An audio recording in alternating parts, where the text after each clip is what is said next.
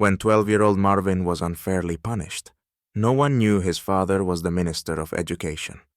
What started as a single incident soon exposed systemic bias. The events that followed would surprise even the most observant. But let's start from the beginning. Marvin Hill, a curious 12-year-old student at Springdale Middle School, was known for his enthusiasm. One day, he stood in the hallway, surrounded by classmates, explaining his science project. Holding a colorful diagram, he shared how solar energy could light up streets in his neighborhood.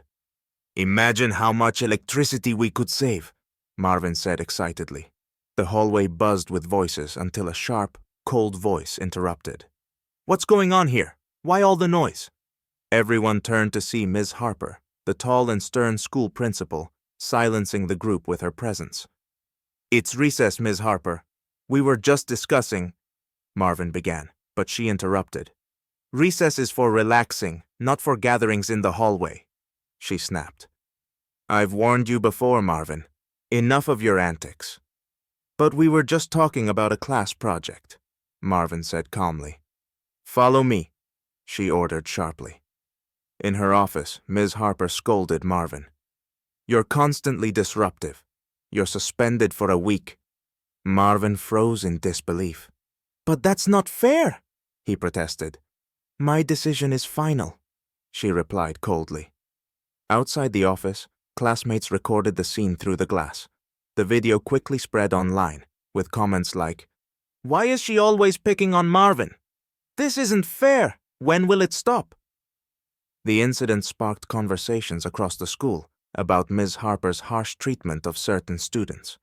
At home, Marvin sat quietly, confused and humiliated, unaware that his father would soon step in to change everything. At home, Marvin sat with a book, trying to distract himself from the injustice he had faced. But every time he closed his eyes, he heard Ms. Harper's accusing voice echoing in his mind. Dinner passed in silence, but his father, Michael Wilson, noticed the sadness in his son's eyes. "Is everything okay, Marvin?" Michael asked gently. Marvin shrugged it off, but under his father's persistent gaze, he relented. He described what had happened at school, how he was dragged to the principal's office without being allowed to explain and humiliated in front of his peers. "She didn't even listen to me, Dad. She just decided I was guilty because I'm—" Marvin paused. "Because you're black," Michael finished calmly. Marvin nodded, tears filling his eyes. Michael pulled him into a hug, but inside anger boiled. As the Minister of Education, Michael knew the importance of justice in schools. But now, that injustice had hit home. "Tomorrow, I'll visit the school," Michael said firmly. "You're going to talk to Ms. Harper? She never listens," Marvin muttered. "Don't worry about that, son. Just trust me," Michael reassured him with a smile. The next morning, dressed casually, Michael went to Springdale incognito. He wanted to observe the situation before revealing his authority. As soon as he entered the building, he felt the tension. Teachers hurriedly issued instructions, and students whispered in hushed tones, clearly discussing Marvin's suspension. Passing a group of older students, Michael overheard fragments of their conversation. "Harper's at it again. She just hates Marvin. Yeah, everyone's seen the video. She really went too far this time." Michael found a quiet corner in the cafeteria to observe. Through glass doors, he saw Miss Harper leading a staff meeting. She spoke loudly, emphasizing the need for impeccable discipline and warning that certain students posed a threat to the learning environment. After the meeting, Miss Harper stormed into the hallway, reprimanding students for even minor infractions. Michael noticed she was especially harsh toward black students and other minorities. Later, he sat in the reception area, where the secretary asked him to wait if he wanted to meet the principal. Students emerged from Harper's office, their faces downcast and defeated. Michael's suspicions deepened.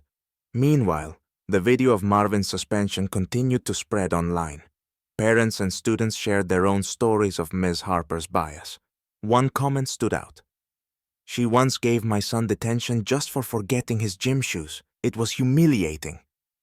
Michael realized this wasn't just about Marvin. This was a systemic problem that needed immediate action. As Michael left the school, he noticed a group of journalists gathered outside. Clearly someone had tipped them off about the controversy. Michael made a call to his team. "This school must become an example of change, not a hub of bias," he said quietly as he got into his car. He knew a challenging fight lay ahead, but he was confident the truth would prevail.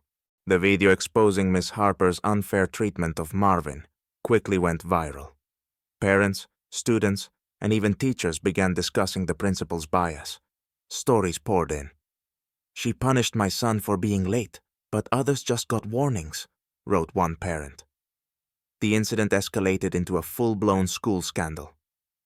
Journalists gathered outside the school, bombarding teachers and students with questions. Sensing the growing media attention, Ms. Harper gave a short interview. "I always prioritize discipline and order. Our school has strict rules, and I enforce them equally for everyone." Her words rang hollow. Amid allegations of bias and racial discrimination, her strict leadership style became indefensible. Teachers whispered that Harper had gone too far, but fear kept them from speaking out. Meanwhile, Michael Wilson took action. Contacting local education officials, he announced his intent to investigate the incident personally. His identity as the Minister of Education remained a secret. He wanted the truth to emerge naturally. The next day, Michael returned to the school. Journalists noticed him immediately, but he declined to comment, saying only, "I'm here to help resolve the matter." Michael met with Ms. Harper, introducing himself as Marvin's parent. Unaware of his true identity, Harper defensively explained, "Your son behaved inappropriately, and I had to discipline him." "But the video shows you didn't even let him explain," Michael replied calmly. "How is that fair?" "I have too much work to address every situation in detail," she retorted sharply. Meanwhile, online outrage intensified. The school board received hundreds of complaints from parents demanding an investigation into Ms. Harper's actions. Anonymous teachers also began sharing stories of her bias, adding fuel to the fire. By the end of the day, Michael knew it was time to act. He contacted the press, planning to reveal his identity and make an official statement the next day. Ms. Harper remained oblivious, unaware her actions had caught the attention of top education officials. The next day, the school became the center of attention. Michael Wilson addressed a crowd of journalists, parents, and students. Stepping up to the microphone, he began, "I am Michael Wilson, the Minister of Education." Ms. Harper, standing off to the side, turned pale. "Yesterday, I came here as a parent, not an official," Michael continued. "What I saw deeply disturbed me. Schools should be places where all children are respected, but instead, I witnessed bias and injustice." Behind him, a screen displayed the viral video of Ms. Harper harshly accusing Marvin. The audience, including school board members, watched in silence. "This is not an isolated incident," Michael added. "Parents and teachers have provided overwhelming evidence of her biased behavior. Today, I'm officially launching an investigation into the director's actions and implementing a program to ensure equal treatment for every student." The room erupted into applause. Ms. Harper tried to defend herself. "This is a misunderstanding. I was just doing my job." "A principal's job," Michael replied firmly, "is to protect and support students, not oppress them." Following the meeting, the school board temporarily suspended Ms. Harper pending an investigation. Marvin, meanwhile, became a symbol of change, receiving support from parents and students alike. A month later, the investigation confirmed that Ms. Harper had systematically discriminated against certain students. She was dismissed, and under Michael Wilson's leadership, the school implemented new policies promoting fairness and inclusivity. When Marvin returned to school, his classmates greeted him with applause. Teachers encouraged his passion for science, and he thrived in the supportive environment. "You did it, son," Michael said proudly. "Never be afraid to stand up for the truth."